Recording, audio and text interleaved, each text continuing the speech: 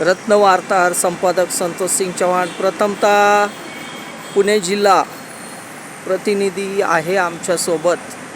तर आपण पत्रकार जे आहे भारताचा चौथा स्तंभ मानलेला जात आहे। तर सविस्तर आपण पत्रकारितेची जबाबदारी घेतलेली आहे, तर आपण काय बोलणार आहे, या विषयावर काय बोलणार आहे? आवाज येतो का नाही?